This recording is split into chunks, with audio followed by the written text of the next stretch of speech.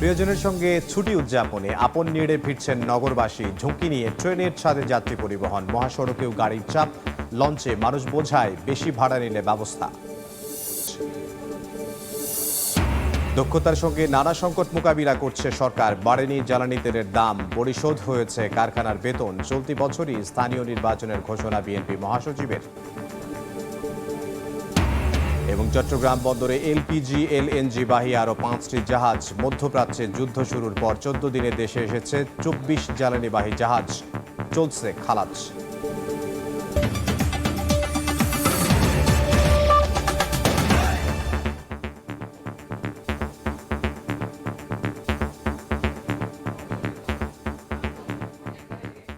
জনপদের সময় সঙ্গে আছে আমি ইমদাদুল হক। প্রিয়জনের সঙ্গে ছুটি উদযাপনে আপন নিড়ে ফিরছেন নগরবাসী। রেল, সড়ক ও নৌপথে ঘরমুখী মানুষের ভিড়। ঝুঁকি নিয়ে ট্রেনের ছাদে চেপে যাত্রা করেন অনেকে। যাত্রী বোঝাই করে ছাড়ে লঞ্চ, মহাসড়কেও বেড়েছে গাড়ির চাপ।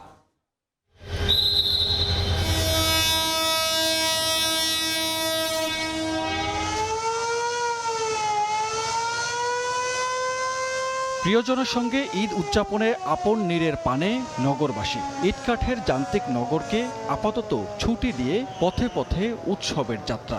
সড়ক পথের ঝক্কি ঝামেলা এড়াতে দুপুরের পর থেকেই নৌপথে জনস্রোত। ঈদযাত্রায় প্রাণ ফিরেছে সদরঘাটে। 37টি নৌ রুটে যাত্রী চাপ সামাল দিতে একের পর এক ছেড়ে যায় লঞ্চ। স্বস্তি, লঞ্চের ভিতরে একটু আরামদায়ক, কোনো যানজট থাকলেও সবসময় একটু ভালো লাগে আর কি যাতায়াতের। অনেক চাচু আছে, অনেক মেহমান আছে, ওদের সাথে খেলাধুলা করবো। বাড়ির পানে ট্রেনের বাঁশি। প্রিয়জনের সঙ্গে ঈদ আনন্দ ভাগাভাগি করতে বুধবার ভোর থেকেই কমলাপুরে ছিল উপচে পড়া ভিড়। উত্তরবঙ্গগামী ট্রেনে ছিল না তিল ধারণের ঠাঁই। বগিতে ঢুকতে না পেরে ঝুঁকি নিয়ে ছাদে ওঠেন অনেকেই। অ্যাক্সিডেন্ট হলেও দেওয়া লাগবে, ঝুঁকি নিয়ে দেশের বাড়িতে ঝুঁকি নিয়ে যাচ্ছে ভাই, কিছু করার নাই ভাই। সড়ক পথেও বেড়েছে যাত্রী চাপ। গাড়ির চাপে ঢাকা টাঙ্গাইল মহাসড়কের চন্দ্রায় দেখা যায় যানজট। এছাড়া রাজধানীর বিভিন্ন বাস টার্মিনালে বাড়তি ভাড়া নেয়ার সঙ্গে যোগ হয়েছে টিকিট না পাওয়ার অভিযোগ। ঈদের সময় যে কোনো সময় দেখা যাচ্ছে যে টিকিটের দাম ডাবল হয়ে যাচ্ছে, ট্রিপল হয়ে যাচ্ছে। এটা তো কোনো কিছু হইতে পারে না, এটা তো সিন্ডিকেট একটা। বিআরটিএ নিয়ে কথা বলে আমাদের আর কি হবে? আমরা তো 50 বছর ধরে বিআরটিএ দেখছি, বিআরটিএ কি করতেছে। গাবতলী বাস টার্মিনাল পরিদর্শন করে বাড়তি ভাড়া নিলে ব্যবস্থার হুঁশিয়ারি দেন সড়ক পরিবহন ও সেতুমন্ত্রী। পুলিশের কন্ট্রোল রুম, বিজিনেস টিম এবং র্যাবের কন্ট্রোল রুম বলেছে কোনো অভিযোগ খুব একটা তারা পাননি, খুব একটা ব্যত্যয় এখানে ঘটেনি। নির্ধারিত ভাড়া নেওয়া হচ্ছে এবং বাসগুলি যথাসময় ছেড়ে যাচ্ছে, যাত্রী কোনো হয়রানির শিকার হচ্ছে না।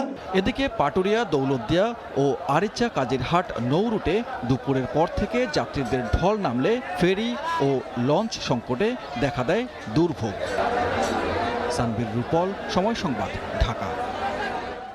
ঈদযাত্রার আরো খবর জানাতে সদরঘাট লঞ্চ টার্মিনালে আছেন সহকর্মী শাহিন আলম। সরাসরি যাচ্ছি তার কাছে। নারীর টানে বাড়ি ফিরছে মানুষ, তবে হঠাৎই কিছুক্ষণ আগে নেমেছে ঝুম বৃষ্টি।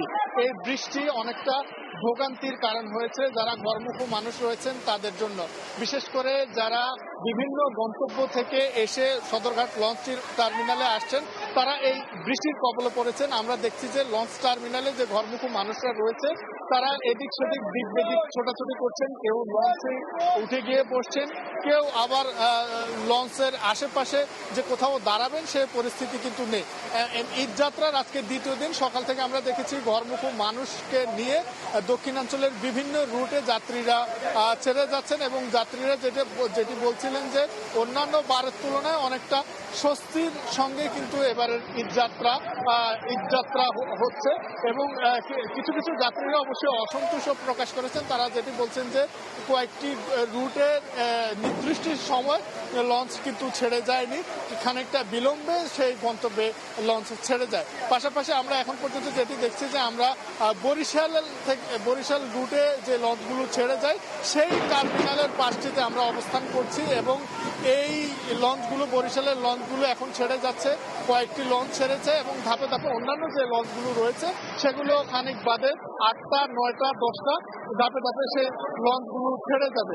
এবং যাত্রীরা যেটি বলছে যে এবারে বাড়তি ভাড়ার কোনো চাপ তারা বলছেন না, যে নিয়মিত লঞ্চের যে ভাড়া সেটি আদায় করা হচ্ছে, এই জন্য তারা স্বস্তি প্রকাশ করেছেন। এবং বিআইডব্লিউটিএ কর্তৃপক্ষ বেশ কিছু উদ্যোগ নিয়েছেন যাত্রীদের দুর্ভোগ কমানোর জন্য, সেটির বিষয়ে যাত্রীরা সন্তোষ প্রকাশ করেছে। তো এই ছিল আমার কাছে ঈদ যাত্রার সদরঘাট লঞ্চ টার্মিনাল থেকে সর্বশেষ খবর।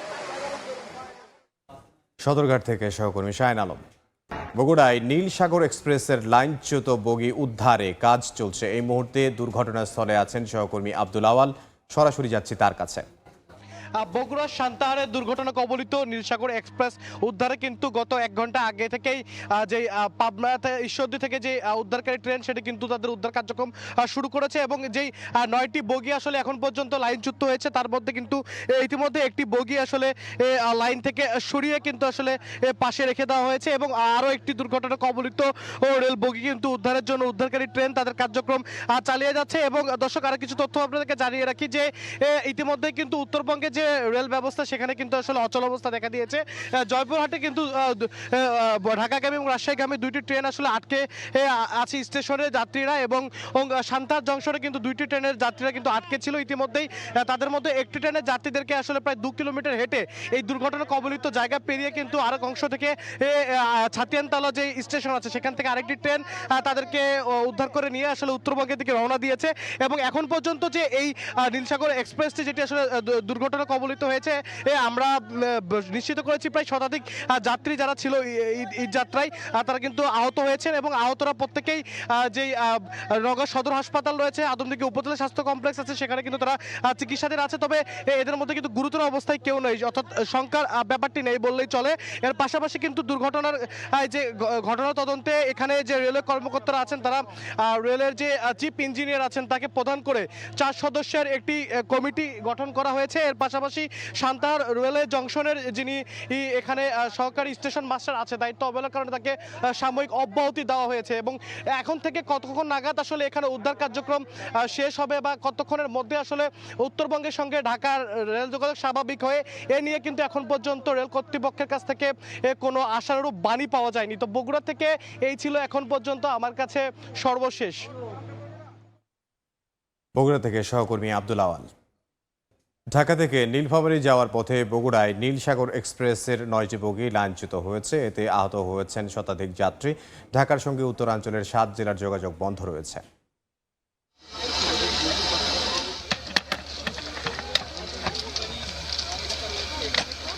ঈদযাত্রার আনন্দে রেলে চেপে বাড়ি ফিরছিলেন উত্তরাঞ্চলের মানুষ, কিন্তু মাঝপথে ট্রেন দুর্ঘটনায় মুহূর্তেই উচ্ছ্বাস মিলিয়ে যায় বিষাদে। বগুড়ায় নীলফামারীগামী নীলসাগর এক্সপ্রেস ট্রেনের 9টি বগি লাইনচ্যুত।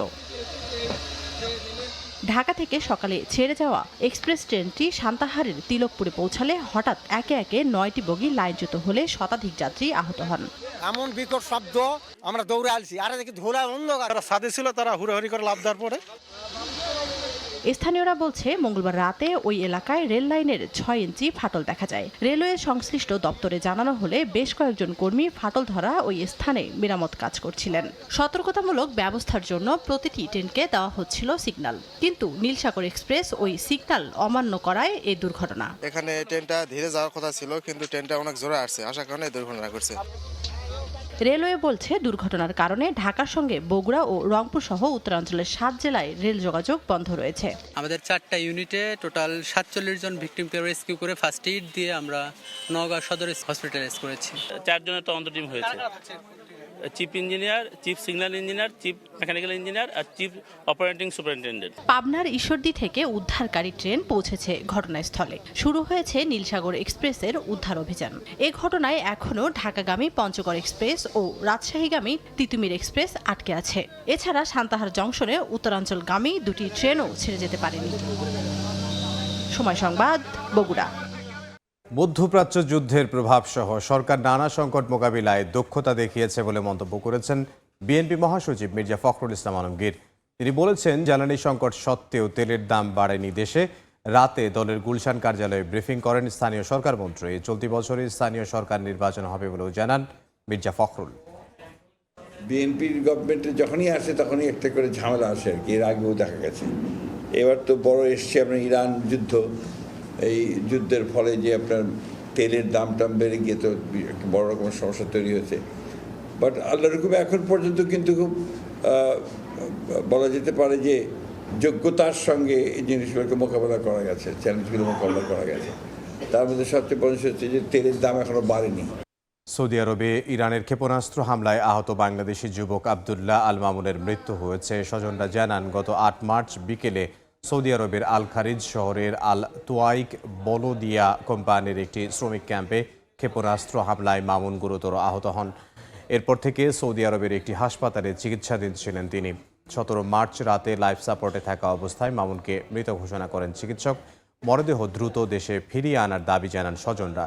মামুনের গ্রামের বাড়ি ময়মনসিংহের গফরগাঁওয়ে।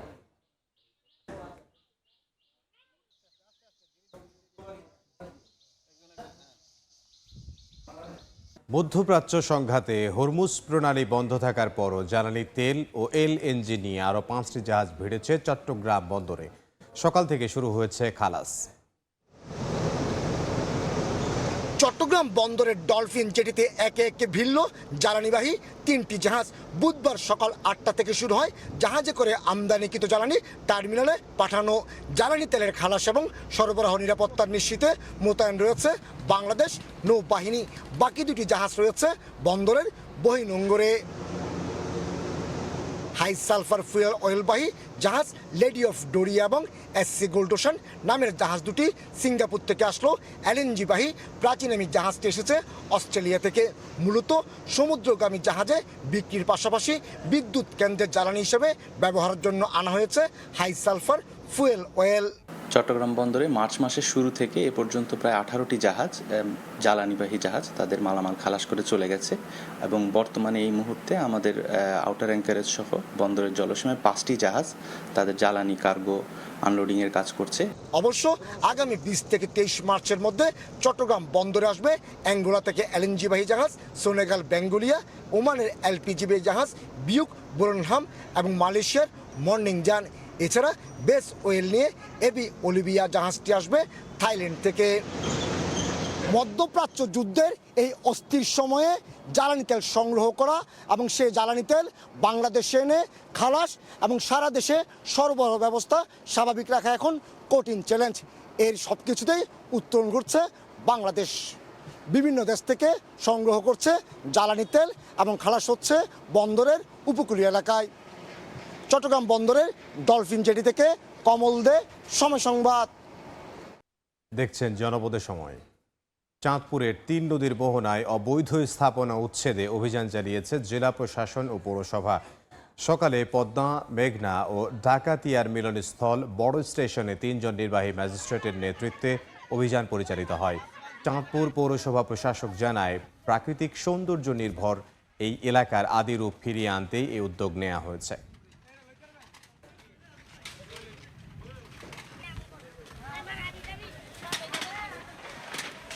দেখছেন জনপদের সময়।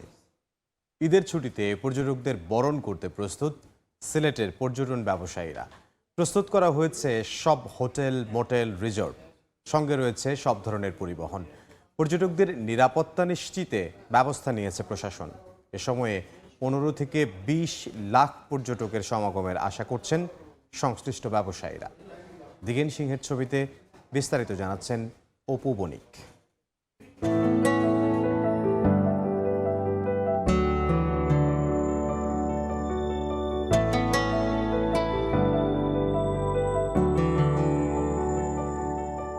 দেশের পর্যটন শিল্পের অন্যতম আকর্ষণীয় স্থান সিলেট।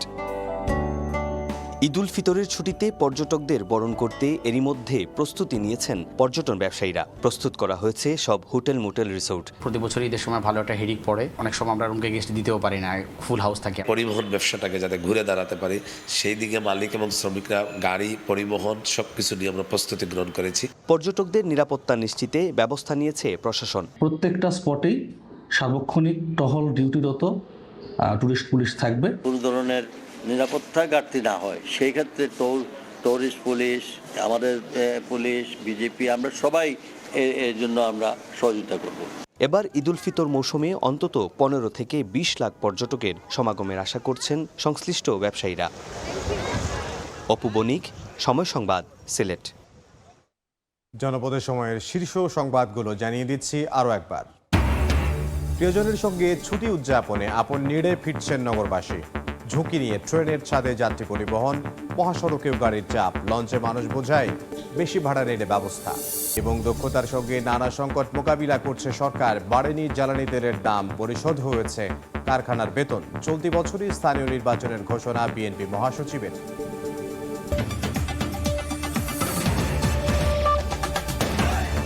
এ ছিল জনপদের সময়ে। রাতের সময় নিয়ে আসছে কিছুক্ষণ পর, সঙ্গে থাকুন সময়।